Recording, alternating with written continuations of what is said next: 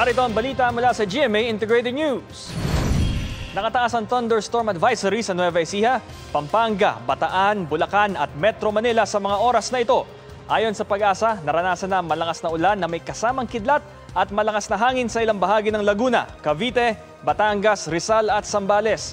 Pinaalerto ang mga residente mula sa banta ng baha o landslide.